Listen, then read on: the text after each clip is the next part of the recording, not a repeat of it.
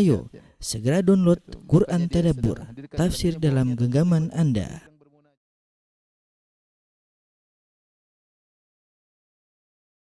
Bismillahirrahmanirrahim. Assalamualaikum warahmatullahi wabarakatuh.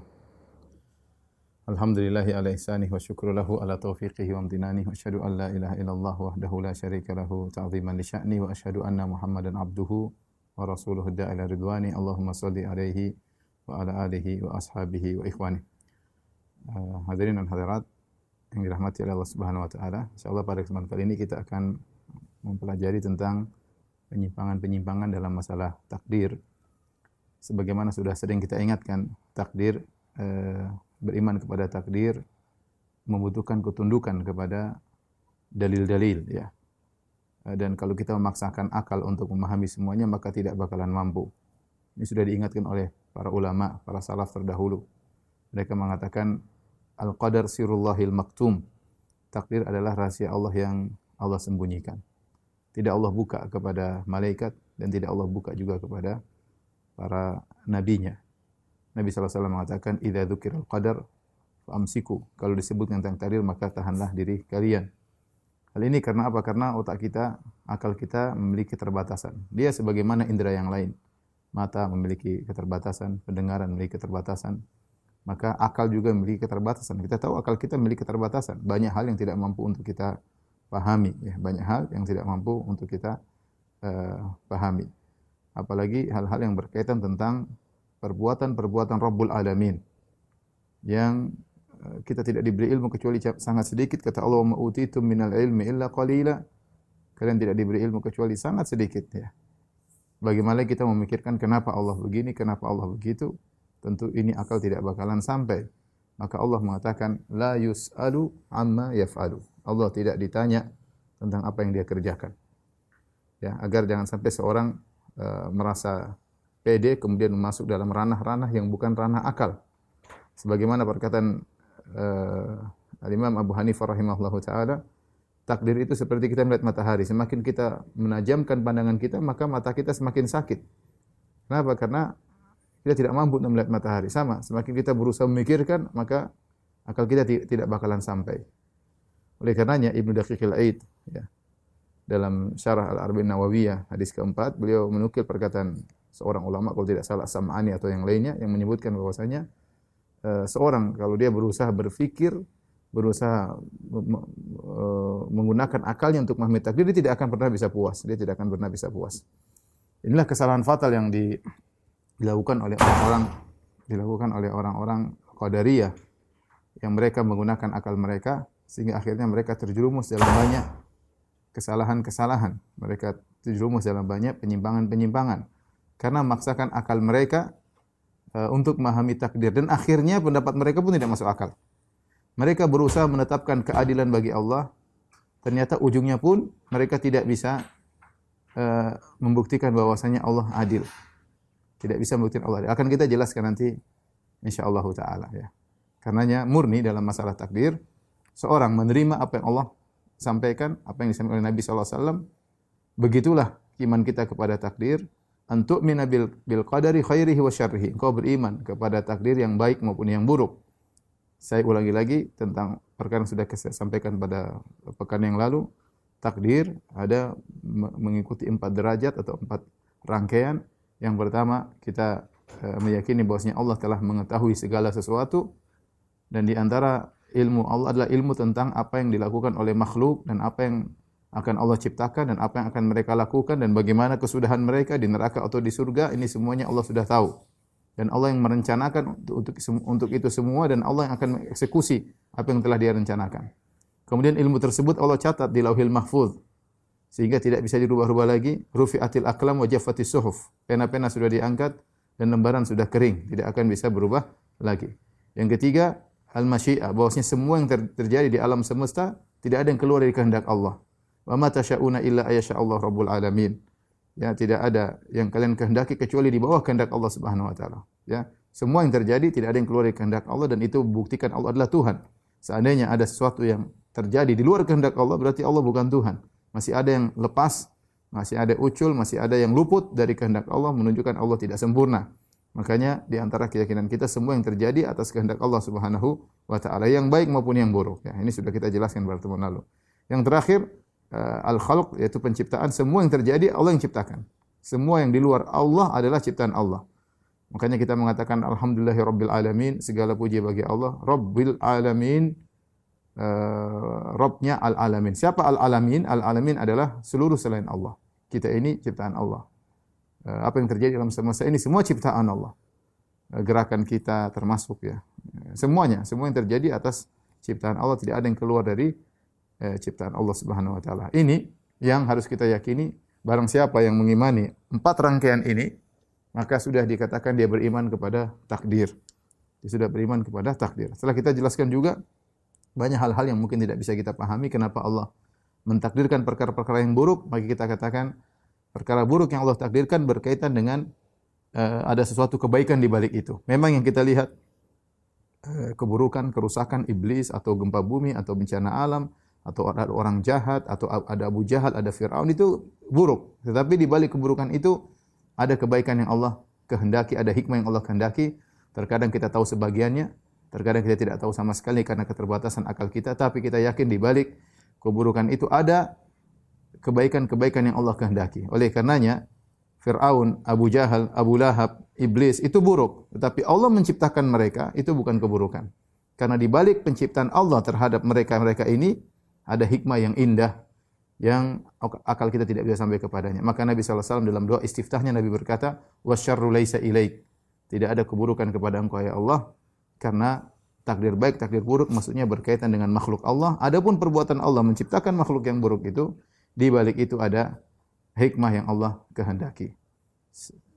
Sebagaimana firman Allah Subhanahu wa taala, "Dhaharal fasadu fil barri wal bahri bima kasabat aydin nas liyudhiqahum ba'dalladzi amilu la'allahum yarji'un." Telah nampak kerusakan di daratan, di lautan akibat perbuatan manusia, ya. Kerusakan, bencana alam dan yang lainnya di daratan, lautan itu keburukan. Wallahu la yuhibbul fasad, kata Allah tidak suka dengan keburukan, tapi Allah ciptakan keburukan tersebut. Ditinjau dari adanya bencana alam, adanya kerusakan daratan laut, keburukan, dan Allah tidak suka kerusakan. Tapi jika ditinjau dari perbuatan Allah menciptakan itu semua, ada hikmah di baliknya. Liyudhiqahum ba'dalladzi amilu, agar Allah merasakan akibat maksiat yang mereka lakukan, la'allahum yarji'un, semoga mereka sadar. Ya, ini ternyata di balik kerusakan yang Allah ciptakan ada hikmah agar mereka sadar. Dari sini cukup sampai di sini kita mengetahui tentang bagaimana cara beriman kepada takdir yang benar. Kalau kita keluar dari 4 rangkaian ini, maka kita akan terjerumus dalam penyimpangan-penyimpangan. Tapi saya akan sebutkan penyimpangan-penyimpangan yang berkaitan dengan masalah takdir ya. Penyimpangan-penyimpangan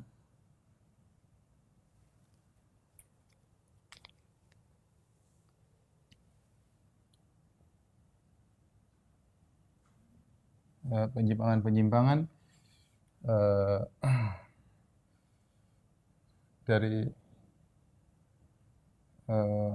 agama-agama atau kelompok-kelompok yang keluar dari Islam ya.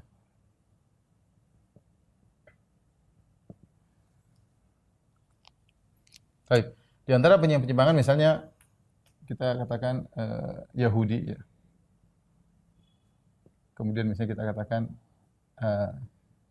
Nasara. Kemudian kita katakan misalnya Al-Falasifah. Kemudian di antaranya misalnya musyrikin Arab.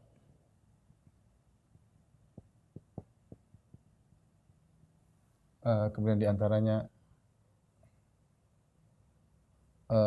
Qadariyah ekstrim.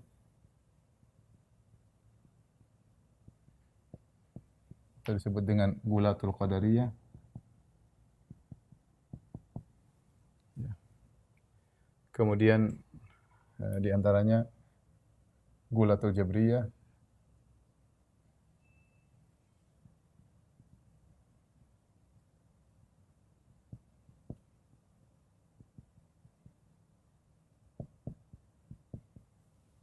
Baik. Ini mungkin di antaranya yang mungkin bisa sampaikan tentang penyimpangan dari agama-agama kelompok Islam yang sampai kepada kita. Adapun Yahudi Tentu Yahudi berfirqah-firqah, ya, yang kita tidak telusuri masing-masing firqah mereka. Mereka firqahnya juga sangat banyak. Sebagaimana Nasara, Yahudi dalam kitab Taurat mereka menyebutkan Allah menyesal, ya. Allah menyesal, ya. Kapan Allah menyesal? Ketika Allah menciptakan manusia.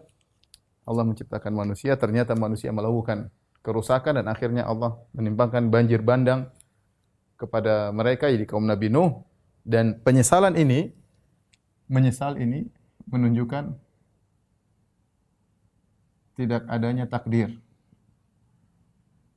Tidak adanya apa? Takdir. Ya. Menyesal itu seakan-akan Allah tidak tahu apa yang bakalan terjadi. Seakan-akan Allah tidak tahu yang bakalan terjadi. Maka ada kata menyesal. Dan itu dalam kisah Nabi Nuh di awal-awal dari kitab Kejadian dalam kitab Taurat. Allah menyesal menciptakan manusia, ternyata mereka melakukan kerusakan. Ini menunjukkan Allah tidak punya pengetahuan apa yang akan dia lakukan. Karena penyesalan adalah bentuk dari sesuatu yang disesali, dia tidak tahu, dia tidak duga apa yang terjadi, maka dia pun menyesal. Itu namanya menyesal. Maka Yahudi dalam Taurat ada keyakinan seperti ini. Allah menyesal menunjukkan tidak adanya takdir dari Allah Subhanahu wa taala. Adapun Nasara, maka tidak kita temukan, ya. Tidak kita temukan dengan jelas dalam, saya belum memeriksa dengan jelas dalam Injil-Injil yang ada, ya, bagaimana tentang masalah takdir. Tetapi para ulama menyebutkan sebagian kaum muslimin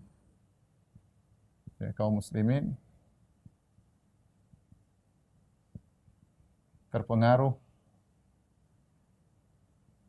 dengan akidah mereka. Seperti Ma'bad al-Juhani dan yang lainnya, ya.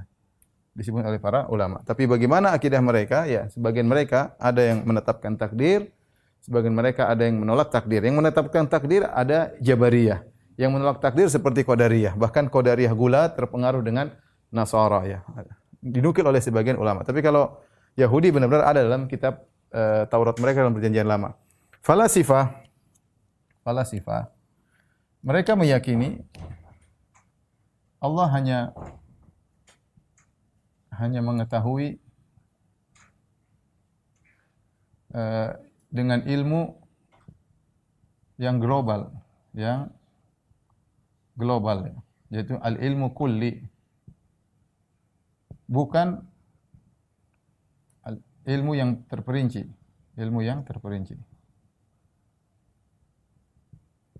al-ilm at-tafsili. Ini di antara keyakinan falasifah seperti yang diyakini oleh Ibnu Sina. Ibnu Sina inilah salah satu di antara tiga perkara yang menjadikan Al-Ghazali dalam kitabnya Tahafutul Falasifah mengkafirkan Ibnu Sina. Di antaranya tiga kesalahan dia.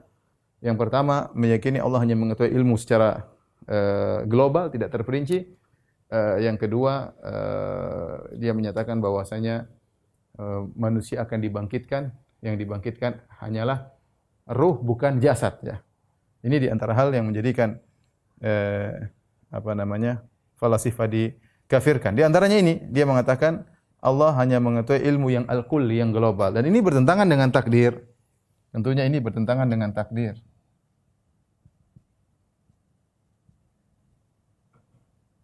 Dengan takdir yang melazimkan Allah harus mengetahui secara terperinci. Harus mengetahui segala sesuatu secara terperinci. Ya, karena semua kullu syai'in ya khalaqnahu biqadar. Inna kulla syai'in khalaqnahu biqadar. Segala sesuatu kami ciptakan dengan takdir, ya. Semuanya, sampai semut yang ada dalam lubangnya, ikan di bawah lautan, semuanya ditakdirkan oleh Allah. Tidak ada satu makhluk pun yang keluar dari takdir Allah secara terperinci. Ya. Apapun yang terjadi dalam semesta secara terperinci, Allah tahu dan Allah telah mentakdirkannya. Ini itu adalah keyakinan yang benar. Adapun menyatakan Allah hanya mengetahui secara global, maka bertentangan dengan takdir, ya. Kenapa mereka mengatakan Allah hanya mengetahui secara global? Mereka punya syubhat. Namun bukan saatnya saya sampaikan hal tersebut. Tapi pemikiran mereka mengantarkan natijah atau hasil dalam pemikiran mereka bahwasanya Allah hanya mengetahui secara global, tidak terperinci, dan ini bertentangan dengan takdir. Musyrikin Arab mereka meyakini takdir,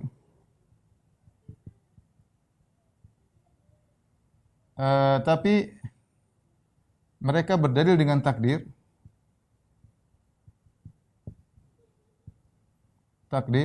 untuk melegalkan maksiat mereka.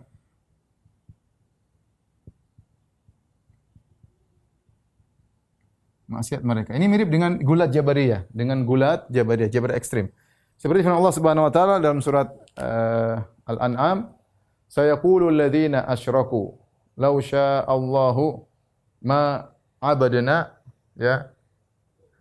ma 'abadna min dunihi wala abauna wala harramna min dunihi." Kata Allah Subhanahu wa taala, berkatalah orang-orang musyrikin, law syaa'a Allahu ma asyrakna, law syaa'a Allahu ma asyrakna wala abauna wala harramna min syai'. Kadzalika kadzdzaba alladziina min qablihim. Ini dalam surat Al-An'am.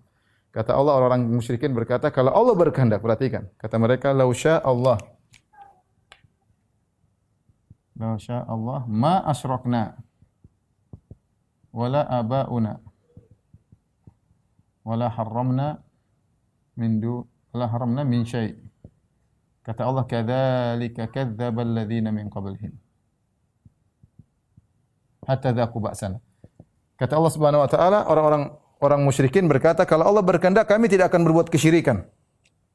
Jadi mereka tahu kami berbuat syirik atau tidak berbuat syirik adalah kehendak Allah Subhanahu wa taala. Jadi seakan-akan mereka berkata, kami berbuat syirik atas kehendak Allah. Wala abauna, nenek moyang kami berbuat syirik juga karena kehendak Allah Subhanahu wa taala. Mereka berdalil dengan takdir untuk menunjukkan kesyirikan yang mereka lakukan atas takdir Allah Subhanahu wa taala. Allah bantah, kata Allah, kadzalika kadzdzaba alladziina min qablihim. Demikianlah orang-orang sebelum mereka telah mendustakan. Jadi ini mereka terjerumus dalam pemikiran Jabariyah gulat ya. Dalam surat An-Nahl kata Allah Subhanahu wa taala, wa qala alladziina asyraku law syaa'a Allahu ma 'abadna min dunihi min syai'in nahnu wala abauna wala harramna min dunihi min syai'. Kadzalika fa'al alladziina min qablihim. Fahal 'ala ar-rusul ila al-balagul mubin. Dalam surat An-Nahl. Ya, kata mereka, walau syaa Allah ma abadna min dunihi min syai' wala abauna wala harramna min dunihi min syai'. Kata mereka, kalau Allah berkehendak kami tidak akan menyembah selain Allah. Dan kami, nenek moyang kami tidak akan menyembah selain Allah, dan kami tidak akan mengharamkan selain yang diharamkan. Ya. Seakan-akan mereka berdalil kami ini berbuat syirik, nenek moyang kami berbuat syirik, semua kehendak Allah. Semua kehendak. Ini adalah penyimpangan. Ya. Seakan-akan mereka berdalil dengan takdir untuk menghalalkan maksiat, melegalkan maksiat yang mereka lakukan. Ya, jadi ini adalah penyimpangan. Ini sama dengan gulat Jabariyah. Ini sama dengan Jabariyah ekstrim. Ini juga penyimpangan dalam masalah takdir. Qadariyah ekstrim ini juga dikafirkan oleh para ulama. Yang pertama kali membawanya adalah Ma'bad al-Juhani. Ma'bad al-Juhani dia mengatakan al-amr unuf. Segala perkara setelah terjadi baru Allah tahu.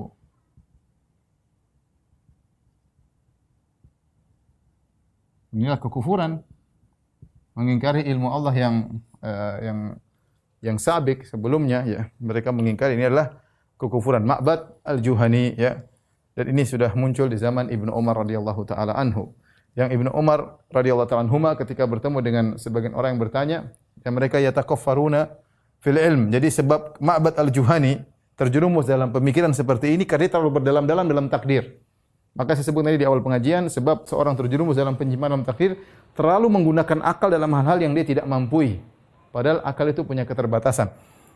Maka dia pun menolak ilmu Allah yang azali dan dia mengatakan Allah baru tahu kalau terjadi sesuatu. Maka Ibnu Umar radhiyallahu anhu berkata, "Lau idza laqita haula fa akhbirnum anna Ibnu Umar bari'um minhum wa hum bura'u minni." Kalau kalian bertemu dengan mereka, sampaikan kepada mereka, saya Ibnu Umar berlepas diri dari mereka dan mereka berlepas diri dari saya. Walladzi nafsu Ibnu Umar biyadihi, law anfaqa ahadun mithla Uhudin dhahaban ma taqabbalallahu minhu atau ma qabilallahu minhu hatta yu'mina bil qadar. Seandainya salah seorang dari mereka berinfak dengan emas sebesar gunung Uhud, maka Allah tidak akan menerima infaknya sampai dia beriman kepada takdir. Sehingga dalil bahwasanya orang yang mengingkar, yang gulat qadariyah, hukumnya kafir, dikafirkan oleh para ulama. Demikian juga Jabari ekstrim. Jabari ekstrim ini juga dijelaskan oleh Ibnu Qayyim dalam Syifaul Alil, ya. Mereka terjerumus dalam banyak kesalahan, yaitu Jabari ekstrim menganggap seluruh perbuatan hamba adalah terpaksa seperti daun yang diombang-ambingkan ditiup angin. Tidak bisa berkutik apa-apa seperti daun terpaksa. Ini asalnya adalah akidah Jahmiyah. Tetapi sebagian mereka, perhatikan, sebagian mereka melanjutkan akidah ini. Sebagian mereka menjalankan konsekuensi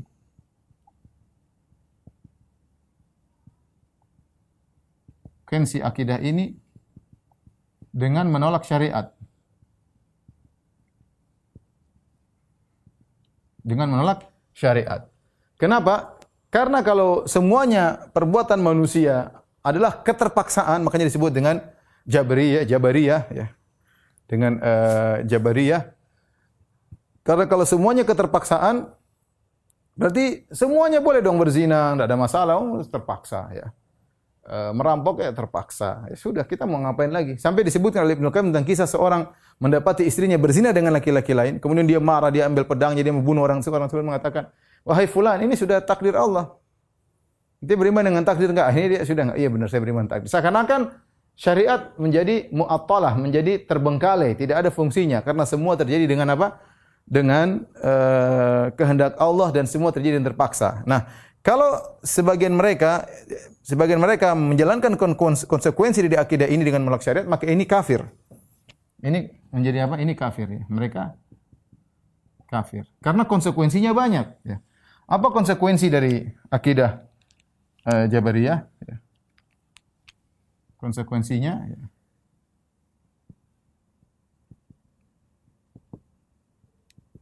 Akidah Jabariyah yang gulat, yang ekstrim, ya, adalah diantaranya, ya, manusia terpaksa sehingga tidak berdosa sama sekali. Namanya orang terpaksa tidak berdosa, mau maksiat apapun, ya.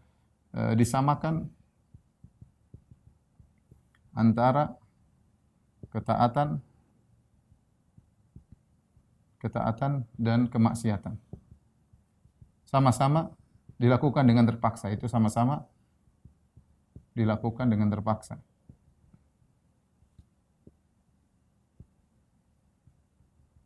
Sampai di antara mereka ada yang berkata, saya bermaksiat, ya. Ya, bermaksiat ya Allah, melanggar perintahmu, tapi saya taat kepada kehendakmu.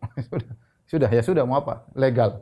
Perbuatan masih legal. Saya bermaksiat, karena Allah melarang jangan berzina, tapi saya berzina. Kenapa ya Allah? Karena kau telah paksa aku untuk berzina. Jadi dari satu sisi saya bermaksiat, tapi saya tunduk kepada kehendakmu. Ya sudah, jadi tidak ada bedanya antara ketaatan dan kemaksiatan. Dan ini melazimkan, tadi saya katakan melazimkan syariat dibuang. Tidak ada faedahnya. Halal haram percuma, halal dan haram tidak dipakai. Oleh karenanya kata Ibnu Taimiyah rahimahullah taala, mereka lebih parah dari Qadariyah. Kenapa? Karena Qadariyah mereka tetap mengagungkan syariat. Qadariyah tetap mengagungkan syariat. Bahkan karena yang mengagungkan, yang menjalankan syariat.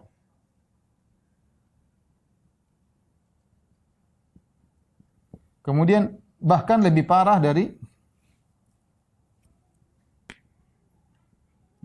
dari Yahudi dan Nasrani. Nasrani yang menjalankan syariat mereka, yang mengakui syariat. Entah dijalankan atau tidak, tapi mengakui apa? Syariat. Ya.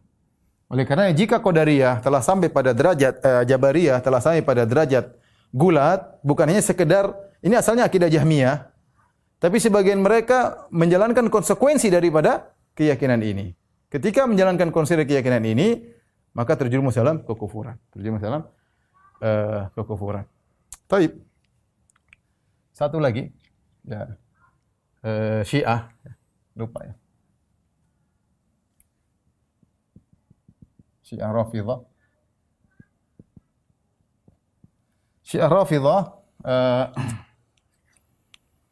mereka memiliki akidah al-bada, dan ini sudah saya bahas dalam kitab saya 33 Banyolan Akidah Syiah. Di situ nukilan-nukilan dari buku-buku mereka seperti Biharul Anwar, dari kitab Al-Kafilul Kulaini, buku-buku mereka di mana mereka bangun al-bada. Al-bada ini adalah al-bada artinya nampak. Al-bada itu artinya secara bahasanya nampak.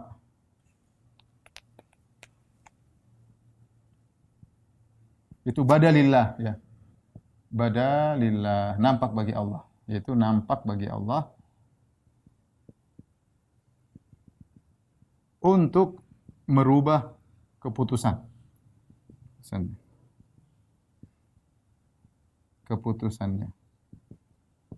Ini akidah diambil dari Yahudi. Ya. Allah berubah pikiran, menyesal ya. Nah, ini saya katakan tadi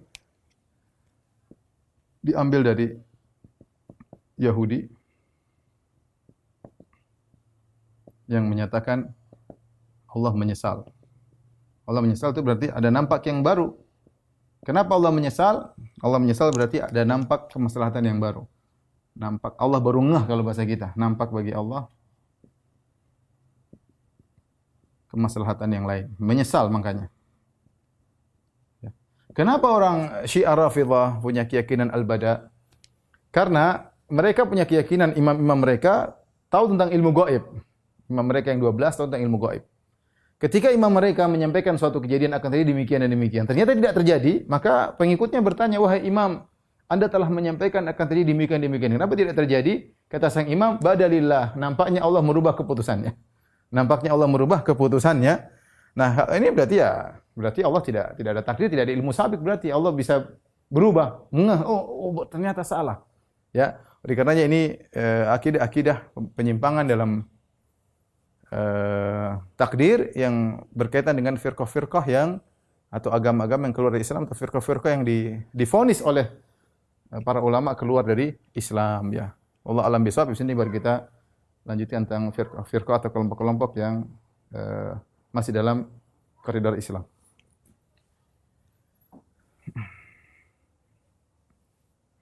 Tapi pada bagian yang kedua kita akan bahas tentang kelompok-kelompok yang menyimpang ya,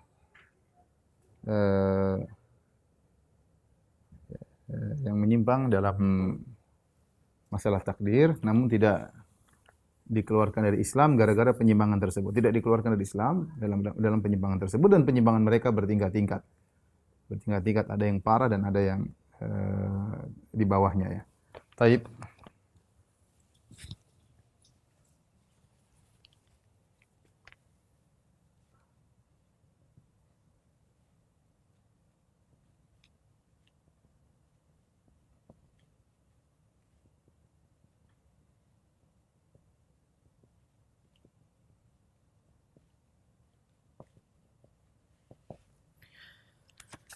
Kita bisa bagi kelompok-kelompok tersebut secara umum menjadi dua.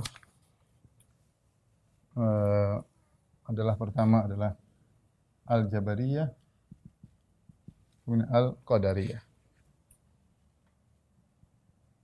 Baik. Al-Jabariyah kita bisa bagi menjadi dua. Gulatul Jabariyah. Tadi yang sudah kita singgung, Jabariyah ekstrim.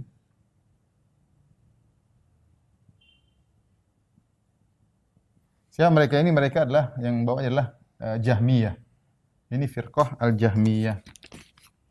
Al-Jahmiyah. Jahm bin Safwan yang diwali Jahm bin Safwan sendiri dikhilafkan oleh para ulama kafir atau tidak. Tapi kita bukan meninjau pada dia kesesatannya banyak terkumpulkan. Kesesatannya sangat banyak dalam masalah takdir punya kesesatan, dalam masalah asma wa sifat punya kesesatan, dalam masalah jannah wa nar punya kesesatan. Sehingga ketika kesesatannya terkumpulkan, maka divonislah dia kafir. Tapi dari sisi ini, dari sisi masalah takdir tidak sampai mengeluarkan dari Islam. Kecuali tadi asalnya dia tidak keluar dari Islam. Kecuali dia menjalankan konsekuensi tadi yang kita sebutkan, konsekuensi daripada Jabariyah yang menunjukkan syariat tidak perlu lagi, maksiat sama ketaatan sama, kesyirikan sama tauhid sama, ya, melegalkan kemaksiatan, ya itu baru berarti kafir. Tapi kalau tidak menjalankan konsekuensinya, maka asalnya tidak mengkafirkan, ya. Saya ingatkan, jika tidak menjalankan konsekuensinya, karena sebagian orang punya kesalahan, tapi dia tidak meyakini konsekuensinya. Ya. Tidak semua orang punya kesalahan, kemudian dia menjalankan konsekuensinya. Makanya dikatakan, lazimul qaul laisa biqaul. Kelaziman perkataan seorang belum tentu diyakini oleh yang mengatakan demikian. Ya. Kelaziman seorang berkata si A, perkataan A ini melazimkan B. Tapi kalau kita tanya, kamu berpendapat dengan B? Oh tidak, saya hanya berpendapat dengan A. Tetapi perkataanmu ini melazimkan kau berkeyakinan B. Kata dia, oh enggak, kalau B enggak, saya cuma keyakinan A. Oleh karenanya para ulama punya kaidah, lazimul qaul laisa biqaul. Kelaziman suatu pendapat bukan berarti pendapat orang tersebut. Ya. Taib, jika tidak menjalankan konsekuensinya, maka tidak kafir. Tadi apa keyakinannya? Keyakinan mereka. Ya. Tadi kita jelaskan tadi, semua perbuatan hamba adalah terpaksa. Ya. Seperti gerakan orang yang gemetar, dia enggak bisa apa-apa gemetar, ini terpaksa. Seperti orang yang gemetar yang tidak bisa mengontrol gerakannya, yang tidak bisa mengontrol gerakannya.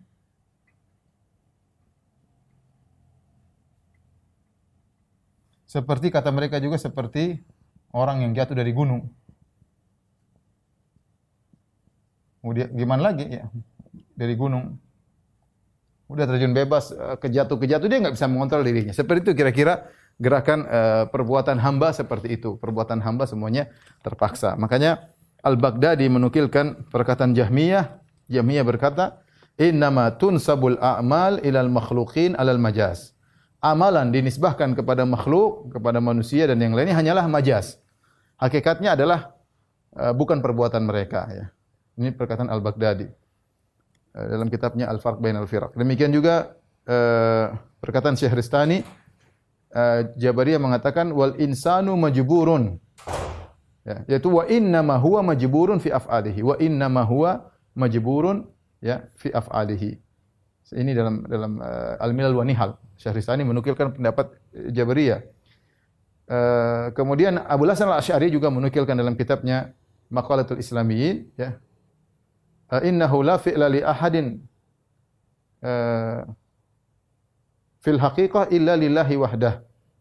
Sungguhnya tidak ada perbuatan seorang pun secara hakikat kecuali hanya milik Allah. Semua perbuatan milik Allah, tidak ada perbuatan milik manusia. Ini dalam Maqalatul Islamiyyin, ya. Kitab Maqalatul Islamiyyin, kitab Milal wa Nihal Syahristani, kitab Al-Farq Bainal Firaq disebut dengan Kutubul Maqalat, yaitu kitab-kitab yang mengumpulkan pendapat-pendapat firaq. Jadi kalau kita ingin tahu pendapat-pendapat firqah, kita baca buku ini.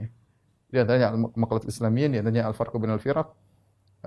Demikian juga Syahristani Al-Milal wa Nihal, kemudian juga Ibn Hazm Al-Fisal fil Milal wa Nihal wal Ahwa, ya. Kemudian ada kitab Al-Malati Asy-Syafi'i, juga kitab yang lain, ada kitab-kitab dan banyak kita bisa lihat di buku-buku Ibnu Taimiyah yang memperinci tentang pendapat-pendapat firqah-firqah. Taib ini Jabariyah yang ekstrim, maka hukumnya mereka tidak kafir kecuali mereka menjalankan konsekuensi, ya, bahwasanya tidak perlu syariat dan yang lain. Tapi ada yang Jabariyah yang tidak ekstrim.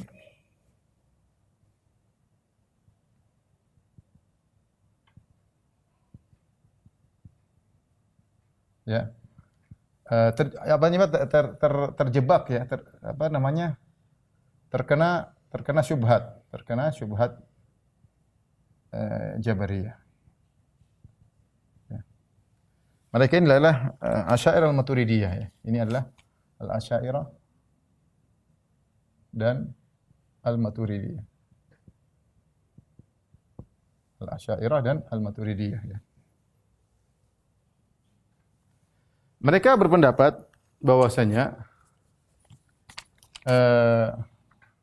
menurut mereka manusia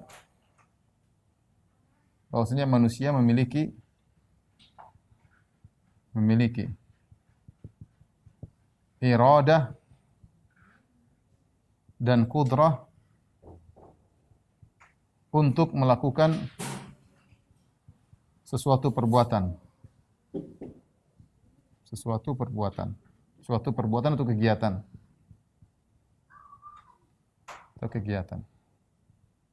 Kalau dalam adalah al-af'al ya, al-af'al. Nah, qudrah ini jadi kan kita ingin berbuat, apa kita ingin makan? Apa yang buat kita ingin makan? Kita punya kehendak dan kita punya kekuatan untuk ngambil tangan kita, mengambil makanan untuk makan. Nah, terjadinya proses kita makan ini berdasarkan dibangun di atas iradah dan qudrah. Kita punya iradah, kehendak, dan kita punya qudrah, punya kemampuan. Qudrah artinya kemampuan. Tetapi qudrah ini ya, adalah qudrah yang hadithah. Tapi qudrah ini adalah al-qudrah al-hadithah. Itu qudrah yang makhluk.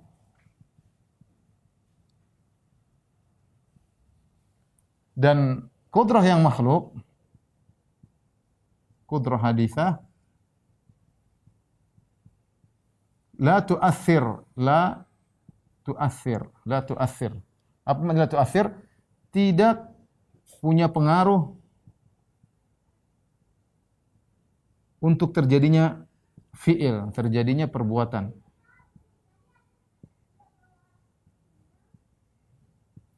Ini akidah mereka, ya. Sehingga mereka menamakan dengan hamba memiliki al-kasbu. Al-kasbu itu ya tadi qudrah yang tidak memiliki apa namanya? Ta'thir untuk terjadinya perbuatan. Ini yang mereka namakan dengan al-kasbu. Dikenal dengan al-kasbu al-Asy'ari. Al-kasbu al-Asy'ari. Saya jelaskan begini. Jadi kata mereka, ketika misalnya saya mau makan ya, saya punya kehendak, saya ingin makan dan saya punya kekuatan untuk menggerakkan tangan saya mengambil makan untuk masukkan ke dalam mulut, ya. Saya punya qudrah, saya punya perbuatan, saya punya iradah, tetapi perbuatan saya terjadi itu bukan karena qudrah saya. Tetapi Allah yang menciptakan perbuatan saya. Jadi akidah mereka sebenarnya mirip dengan Ahlus Sunnah. Cuma bedanya Ahlus Sunnah itu kekuatan qudrah seorang hamba mempengaruhi terjadinya perbuatan. Saya ulangi, Ahlus Sunnah itu ya sederhana. Kenapa saya bisa makan? Ya karena saya punya qudrah untuk mengambil makanan. Dengan sebab qudrah saya menimbulkan akibat, yaitu makan. Dengan sebab qudrah saya menimbulkan akibat makan. Ada hubungan sebab dan akibat. Kata mereka tidak. Bahwasanya iradah dan qudrah atau qudrah yang saya miliki untuk melakukan kegiatan misalnya salat atau makan atau berjalan, terjadinya berjalan atau salat atau makan itu semua ciptaan Allah Subhanahu wa taala. Qudrah saya tidak mempengaruhi terjadinya perbuatan tersebut, tetapi qudrah saya itu muncul bersamaan dengan terjadinya. Sehingga mereka tidak mengatakan bahwasanya fi'il terjadi dengan qudrah manusia, tetapi fi'il terjadi tatkala ada qudrah. Qudrah manusia itu hanyalah sebagai pertanda Allah untuk menciptakan terjadinya perbuatan. Gampangnya beginilah. Kita kalau AC kalau kita mau nyalakan, ya. Apa sebab AC nyala? Kalau saya pencet reng on, AC nyala. Kata mereka tidak, ini pendekatan. AC ketika kita pencet on itu bukan sebab AC nyala, tetapi Allah menciptakan dingin ketika kita memencet. Jadi pencetan ini bukan sebab terjadinya dingin, tapi adalah tanda, bukan sebab. Sama seperti adanya misalnya adanya pelangi. Pelangi bukan sebab hujan, tetapi hujan muncul ketika ada pelangi misalnya. Hujan muncul ketika ada pelangi. Yang menciptakan hujan bukan pelangi. Ini namanya sebagai tanda, bukan sebagai sebab. Ini akidahnya Asy'ariyah. Ya. Seorang misalnya memotong roti, ya. Bukan karena kekuatan tangan yang bisa memotong, tapi Allah menciptakan roti terbelah ketika kita menggerakkan pisau. Ketika kita menggerakkan pisau, ya, itu baru kemudian Allah ciptakan roti yang terbelah. Kekuatan kita dan iradah kita bukan menyebabkan roti tersebut terbelah. Inilah yang mereka mengatakan 3 perkara yang tidak bisa dipahami adalah kasbul Asy'ari, tafratun Nadham, dan hal Abi Hashim. Ini bahasanya nanti lain waktu. Tapi intinya ini perkara yang tidak sulit untuk dipahami. Kalau kita paham ya sudah, ini sebab. Mereka mengatakan hamba punya perbuatan kita banyak. Kita jalan, kita makan, kita olahraga, kita mau tidur, kita mau kemana. Kata mereka, hamba punya kudrah, tapi kudrah tersebut tidak mempengaruhi terjadinya perbuatan hamba. Ya, tidak terjadinya perbuatan hamba.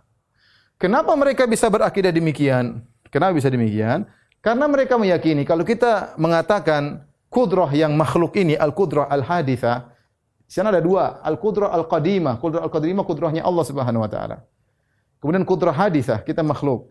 Kata mereka, yang bisa menimbulkan penciptaan, kejadian hanyalah Allah semata. Hanya Allah semata. Karena kalau kita mengatakan bahwasanya kekuatan kita bisa menimbulkan perbuatan, kan kita sepakat, kita dengan mereka sepakat. Jadi sebenarnya Asy'ariyah mirip dengan kita dari sisi afal ibad makhlukah. Kita meyakini perbuatan hamba adalah ciptaan Allah Subhanahu wa taala. Bedanya mereka mengatakan kudrah yang mereka miliki tidak menimbulkan terjadinya perbuatan. Kenapa kalau kita mengatakan menurut mereka kudrah kita ini bisa menimbulkan perbuatan, berarti kita syirik. Berarti kita mengatakan ada pencipta selain Allah. Ada pencipta selain ini dijelaskan oleh Syahristani dalam Milal wa Nihal. Bahkan dia menukil perkataan Abu Hasan Asy'ari. Dia berkata Abu Hasan Asy'ari mengatakan la ilaha illallah artinya la qadira 'alal ikhtira' illallah. Tidak ada yang mampu menciptakan kecuali Allah. Kalau kita mengatakan kudrah kita bisa menciptakan perbuatan kita, maka kita syirik. Seakan-akan ada pencipta selain Allah. Ini pola pikir mereka. Akhirnya sebagian mereka mengingkari juga. Makanya pemikiran kasbul Asy'ari ini dibantah oleh ulama Asy'ari sendiri, dibantah oleh Al-Juwaini, Abul Ma'ali Al-Juwaini dalam kitabnya Risalah Nizamiyah. Dia bantah dengan yang masuk akal, dia jelaskan begini. Intinya ini hal yang seperti ini, bahwasanya seorang tidak memiliki kudrah untuk berbuat, maka ini tidak logis dan ini menyelisih alam nyata. Kita tahu bahwasanya ada sebab dan akibat. Ibnu Taimiyah juga bantah dengan panjang lebar. Tidak ada bedanya antara kudrah al-hadithah dengan hasil perbuatan dengan sebab akibat yang lain. Dan Allah menurunkan dalam alam semesta dengan sunan al-kauniyah, itu sebab dan akibat. Ya, sebab menimbulkan akibat. Kalau kita mengatakan akibat terjadi tanpa ada sebab, berarti kita mencela syariat Allah Subhanahu wa taala. Oleh karenanya di antara perkataan Al-Juwaini dia mengatakan, kalau begini caranya maka seseorang tidak bisa dituntut untuk melakukan syariat. Kenapa seorang dikasih beban taklif? Karena dia punya kudrah. Dia punya kudrah untuk memilih melakukan iya atau tidak.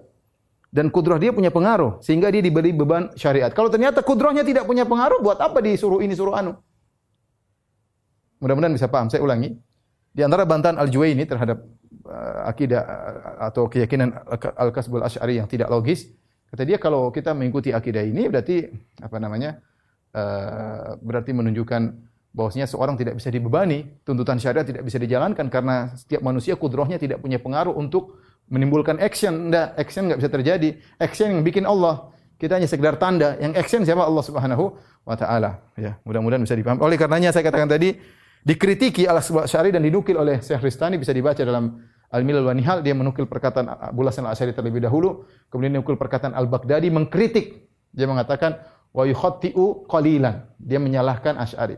Kemudian setelah itu dia nukil perkataan Abul Ma'ali Al-Juwaini mengkritik Al-Baghdadi, ya. Dan yang benar pendapat Abu Ma'ali Al-Juwaini rahimahullahu taala dalam kitabnya Risalah Nizamiyah, dan mereka semua Asy'ari tapi mereka berselisih. Razi juga punya pendapat yang seakan-akan menyelisih Al-Kasbu Al-Asy'ari. Karena ini adalah pendapat yang tidak logis dan ini mirip dengan Jabariyah.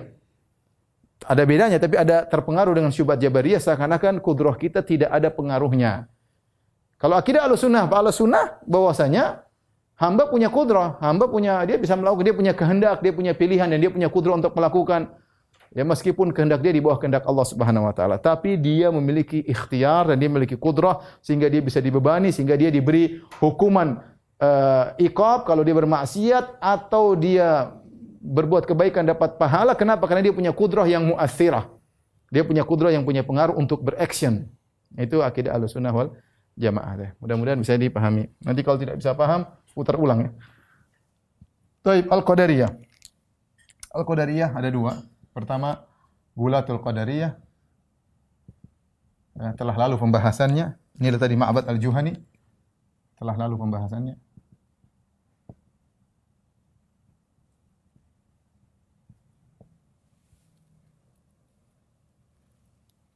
Ini kafir. Kemudian yang berikutnya Qadariyah yang biasa. Ini Qadariyah Mu'tazilah. Baik, untuk Qadariyah Mu'tazilah ini pembahasannya panjang. Kita tunda pekan depan ya, ditunda pekan depan insyaallah taala karena waktu sudah mau habis ya.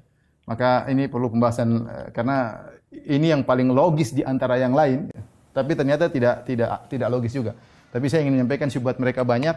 Kita tunda untuk pengajian khusus kita insyaallah pekan depan tentang Qadariyah Mu'tazilah. Wallahu a'lam bishawab. Demikian saja kajian kita. Insyaallah kita lanjutkan pekan depan. Subhanakallah bihamdik asyhadu an la ilaha illa anta astaghfiruka wa atubu ilaik. Assalamualaikum warahmatullahi wabarakatuh.